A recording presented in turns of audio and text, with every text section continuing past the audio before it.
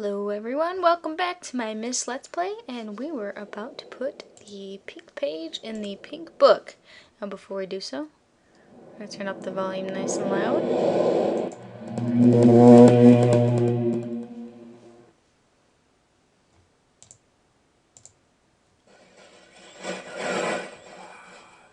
Have returned. Additional page.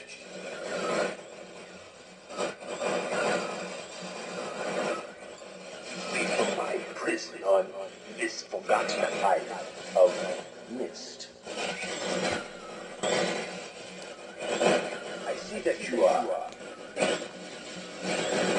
I am called Sirus. I need all the red pages. I know you must search and bring 2 more of the red pages. I am released, I promise. Don't touch the blue pages. That is where my for my wicked brother, Achenar. He is a man of distorted mind and senses. He disgusts me. Do not release Achenar. Thirst for destruction is not. Never ending. Bring the red paper. May you please release me from this prison. I promise you will be greatly rewarded. You must help me. Tell me.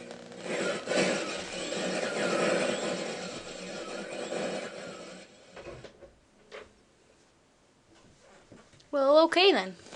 Sorry, I had to get up there for a second. But, much longer message this time around than some of the previous ones.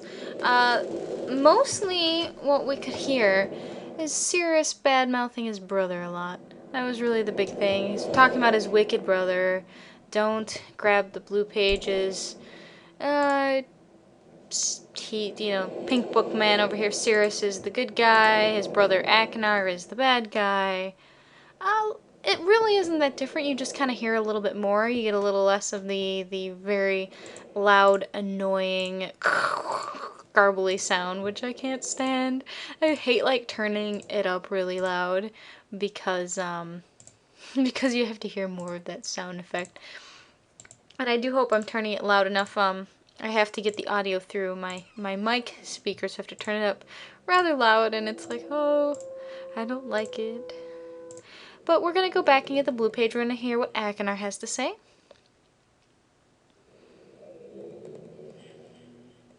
I don't remember. Do I have these lit up?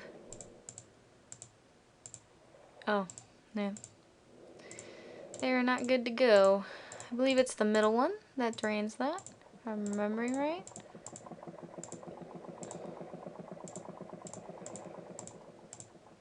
I want to say it's this one that leads to Achenar's room. I don't want to turn the light on and everything. Creepy. Let's see, there's the blue page. Let's grab that and get the heck out of here. We do have to, annoyingly enough, turn on the lights again, which is one really obnoxious thing about this particular age. Getting back.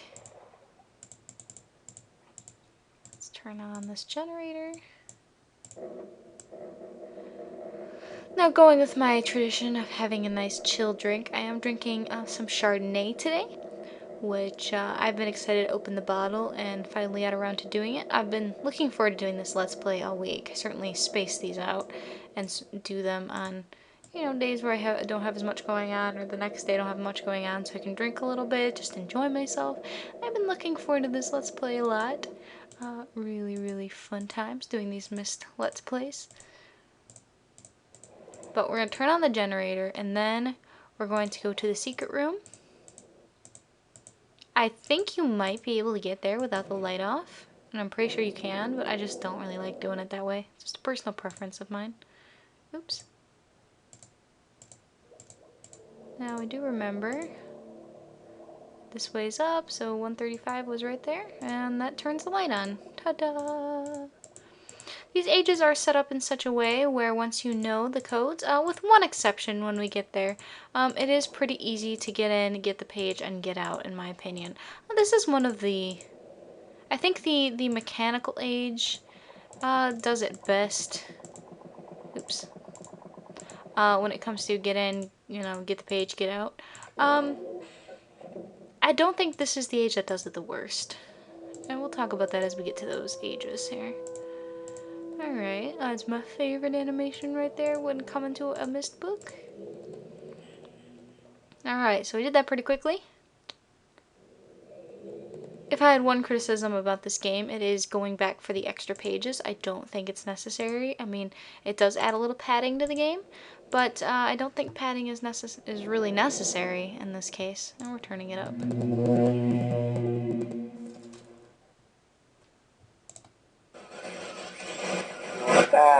Good. Still more blue pages you find. Bring more. I must have some more. All I ask of you. Long. It's so long since my brother, Sirus, wrongfully imprisoned me within this book. Stupid schemes. Pretty speech. Greed, which is endless. It should be perfectly obvious to you. He's done evil and he has destroyed all before. Do not bring the red pages to him. Not let him trick you. He tricked our father. Hideously murdered our father. He'll trick you. He'll murder you. Don't touch the red pages. I beg you to bring the blue pages. To me, listen, you must obey me. Blue pages are my only hope. You must help me. You must help me.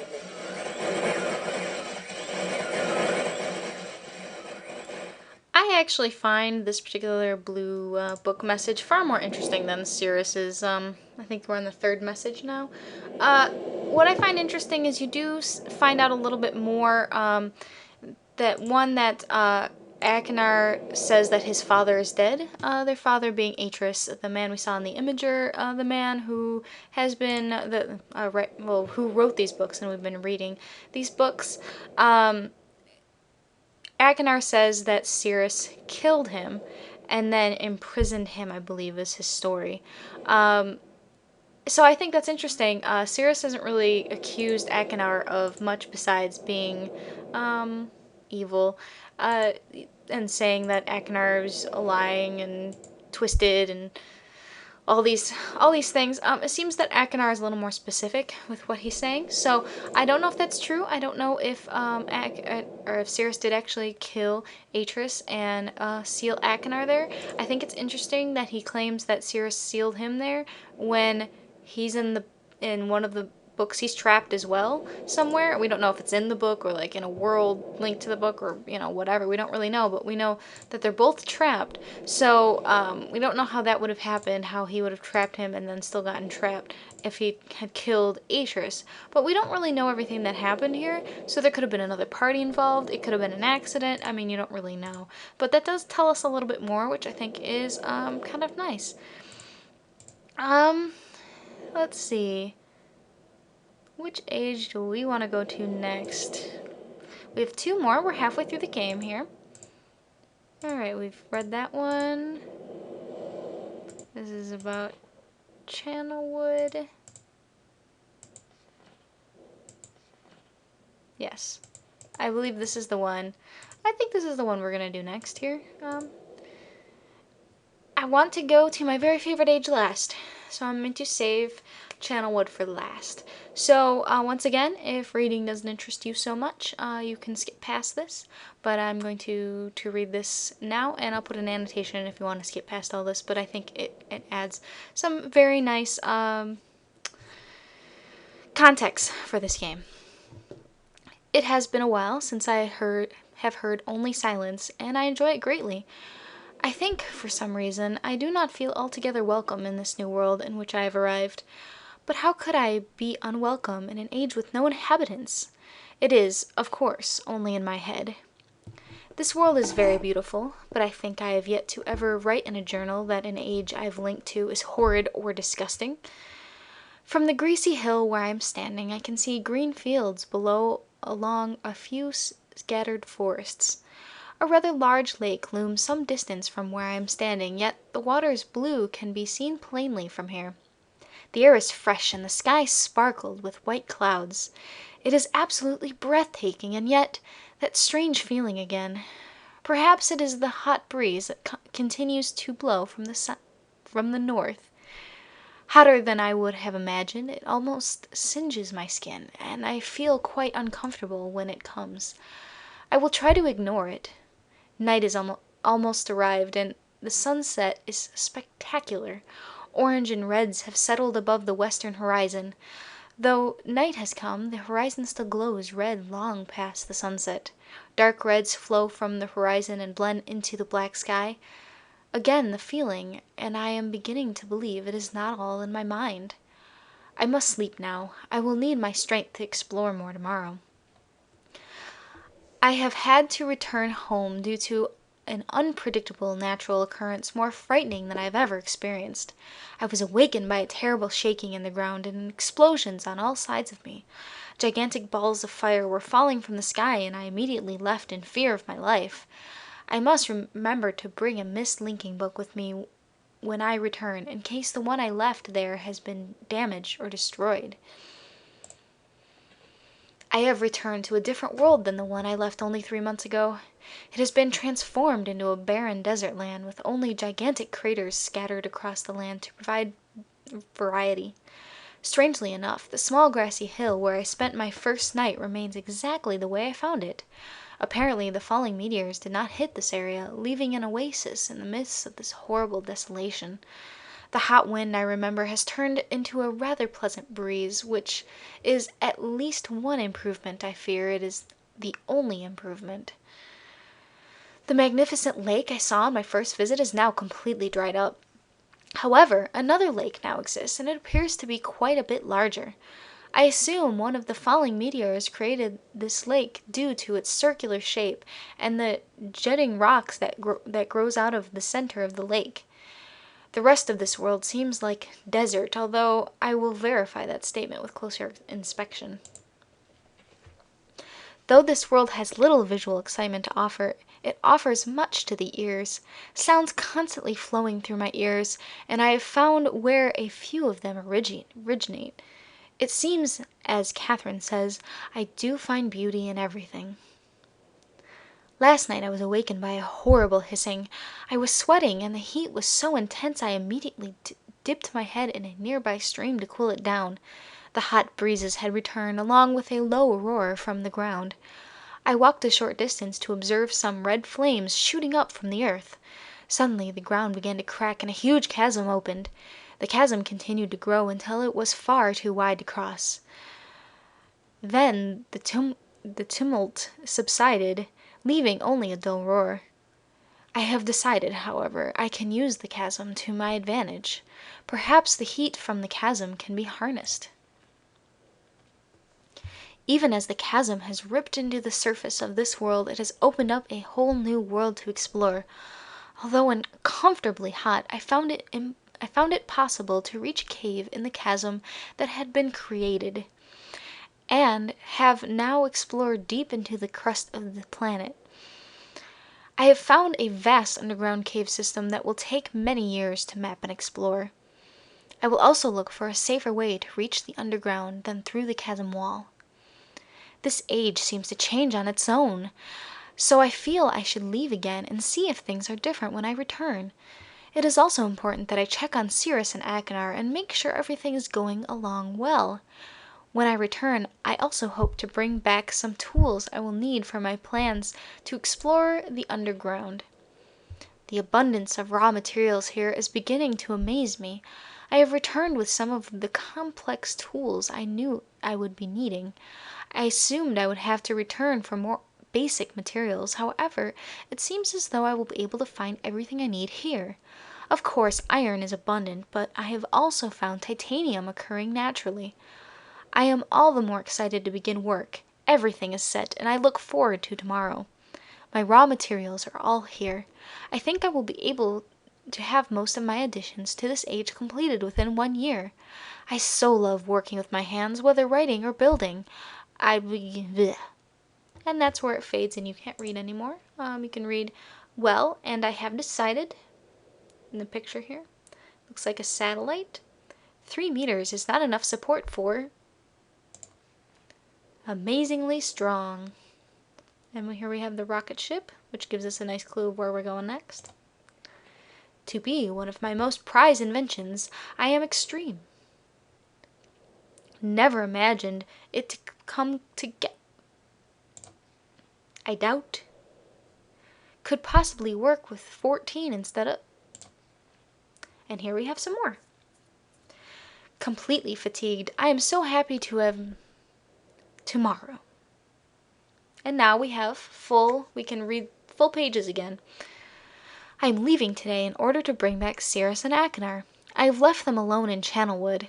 I believe they will enjoy all there is to see here. The age seems to have stabilized.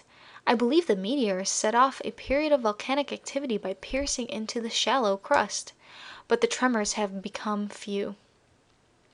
I have just noticed that a large amount of this journal has curiously vanished from the very pages on which I wrote over the last 18 months. Fortunately, I have copied many of my construction notes in another journal.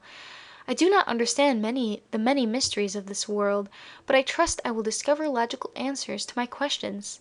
I have a feeling that many of my questions can be answered in another age, to which I hope to travel soon.